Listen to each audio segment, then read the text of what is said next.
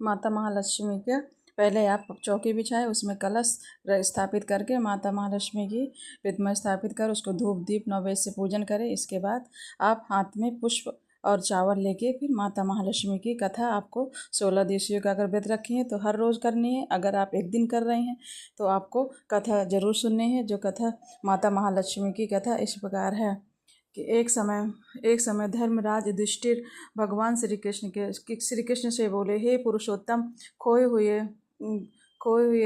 मान सम्मान की पुनः प्राप्त करने वाला और पुत्र आयु सर्वेश्वर तथा मनवांछित फल देने वाला कोई वृत्तांत मुझसे कहिए। श्री कृष्ण जी ने युधिष्ठिर से कहा, हे राजन, सतयुग में प्रारंभ में जब दैत्यराज वृत्तासुर ने देवताओं के स्वर्ग लोक में प्रवेश किया था, तब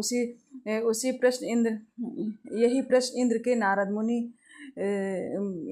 मुनि से दैत्यराज ने किया था। इंद्र के पूछने पर नारद ने तब इस प्रकार वर्णन किया था। पूर्व काल में पूरबंदरपुर नाम का एक अत्यंत रमणीय नगर था। वह नगर अर्थ धर्म काम मोक्ष इन चारों से पुरुषार्थों के युक्त होने के कारण संसार भर में प्रसिद्ध था। इसमें मंगलसेन नाम का राजा राज्य करता था। इससे चिल्ल देवी और चौल देवी नाम की रूपवती रानियां थी। एक समय राजा मंगलसेन ने अपनी रानी चिल्ल देवी और चौल देवी के साथ महल में शिखर पर बैठे थे। वहां से उनकी दृष्टि समुद्र के जल से घिरे हुए स्थान पर पड़ी। उस जगह को देखकर राजा अति प्रसन्न हुए और अपनी रानी से बोले, हे चंचरस, मैं इस स्थान पर तुम्हारे लिए एक परम मनोरथ उद्यान बनाऊंगा। राजा के ऐसे वचन सुनकर वाक्य को सुनकर रानी ने कहा, हे कांत, आपकी जैसी इच्छा हो वैसे कीजिए। राजा ने अपने विचार के अनुसार उसी स्थान पर एक सुंदर बगीचा बनवा दिया। वह बगीचा थोड़े ही दिनों में अनेक वृक्ष वाला फूलों और पक्षी गणों से संपन्न हो गया था। एक समय उस बगीचे में मेघ तुल्य काला और वर्ण चंचल नेत्रों से युक्त शुकर घुस आया।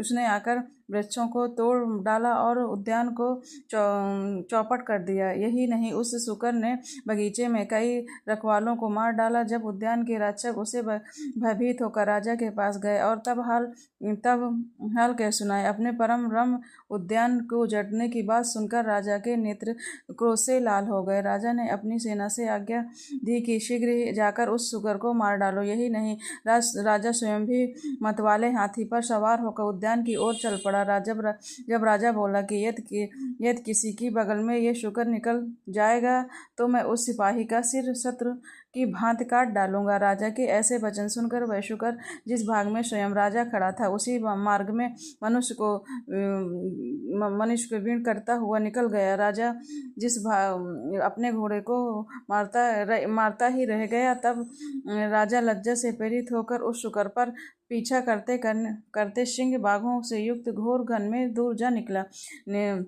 निदान शुकर ने मुठभेड़ हुई और राजा ने अपने बाण से उसको भेद दिया। बाण लगते ही शुकर अपने अधम शरीर को छोड़कर दिव्य गंधर्व रूप में आ गया और विमान पर चढ़कर स्वर्ग को चला गया।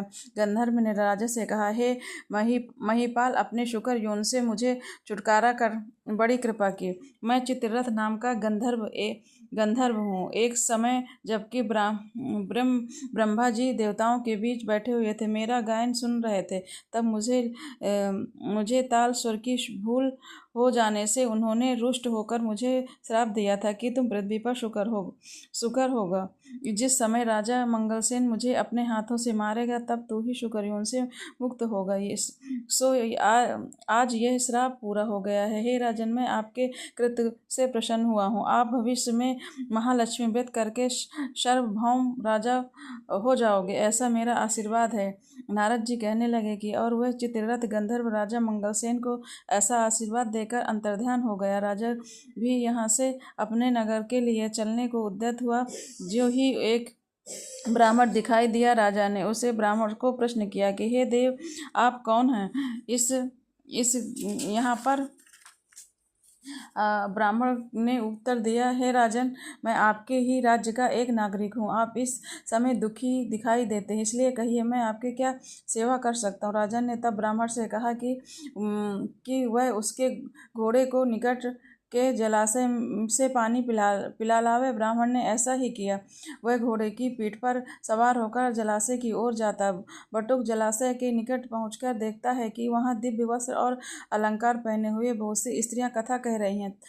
तदुपरांत वह बटुक भी उस स्त्रियों के पास जाकर अपना परिचय देता है, नाना प्रकार के प्रश्न करने लगता है स्त्रियों से। आप यहाँ भक्ति भाव से क्या कर रही हैं? इसके करने से क्या फल मिलता है? इन देवियों ने तरस खाकर उस ब्राह्मण से कहा, यहाँ श्री महालक्ष्मी जी के पूजा हो रही है और जो हम कथा कह रही हैं वह उन्हीं के व्रत की कथा है। अतः आप एकचित्त होकर ये कथा सुने। ये व्रत के करने से हर प्रकार की संपत्ति की प्राप्त हो जाती है तथा अपना खोया हुआ यश भी प्राप्त हो जाता है, इसमें कोई संदेह न करें। इस प्रकार बटुक के उन स्त्रियों ने व्रत का वृत्तांत कह सुनाया। बटुक ने घोड़े को जल पिलाया और राजा के लिए कमल के पत्तों पर जल लेकर वहीं से लौट आया। ब्राह्मण ने लौटकर सारा किस्सा राजा को सुनाया और वहीं व्रत की कथा राजा से कह सुनाई। महालक्ष्मी का पूजन तथा व्रत करके राजा ने अपने ऐश्वर्य का बनकर वन में उस बटुक को साथ लेकर ही अपनी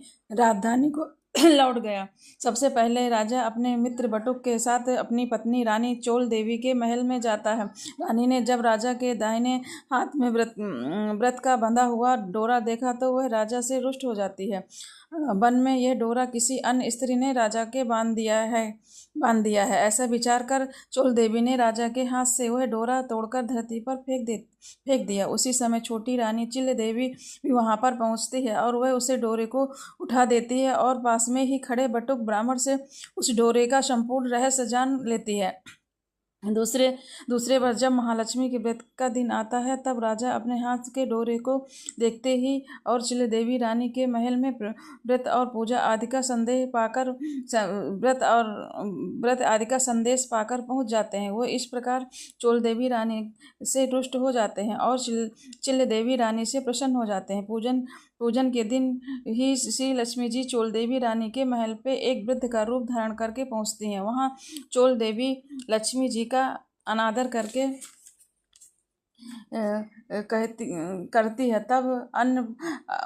तब अप्रसन्न होकर लक्ष्मी जी रानी चोल देवी को श्राप दे देती हैं कि तेरा मुख सुकरी जैसा हो जाएगा। तब तू अंगिरा ऋषि के आश्रम में जाएगी, तब वहां से कृत्य से तू अपना स्वरूप प्राप्त करेगी। इसके बाद लक्ष्मी जी रानी चिल्ल देवी के महल में गईं। वहां रानी ने उनका बड़ा आदर किया। प्रसन्न होकर लक्ष्मी जी ने रानी चिल्ल देवी से कहा कि हे रानी, मैं तेरे पूजन तथा सत्कार से प्रसन्न हूँ, तू वर मांग। तब रानी चिल देवी ने प्रार्थना करते हुए कहा कि हे देवी, जो भी तुम्हारे इस व्रत को करे उसके घर में तुम सदा निवास किया करो। मैं जो आपके इस व्रत को कथा को श्रवण करे और पढ़े उसकी आप सभी मनोकामनाएं पूर्ण किया करें। मैं आपसे बस यही वरदान चाहती हूँ। तब लक्ष्मी जी ने रानी चिल देवी को वरदान दिया, अंतर्धान हो जाती हैं।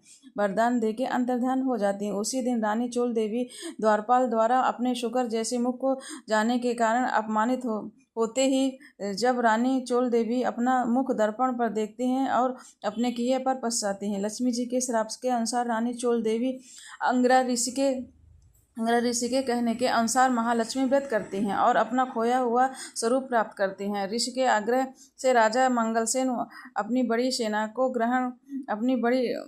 रानी को ग्रहण करते हैं। इस प्रकार मंगलसेन अपनी दोनों पत्नियों सहित बहुत ही वर्षों तक राज्य सुख भोग करते हैं। अपने समय का चक्रवर्ती राजा बन जाते हैं और उन्होंने बटुक ब्राह्मण को भी विशाल राज्य का मंत्री बना दिया। राजा मंगलसेन अपनी रानियों के निरंतर इस व्रत को करते रहने के कारण अंत में स्वर्ग को गए और आकाश में उसे श्रवण नक्षत्र का रूप प्राप्त हुआ। अंत में ऋषि नारद ने इंद्र से कहा, हे देवराज, जो भी इस व्रत को करेगा वह इस लोक में समस्त सुख भोग कर मोक्ष को प्राप्त होगा। अंत तुम ही वृत्तासुर दैत्य का नाश करने हेतु इस व्रत को अवश्य करो।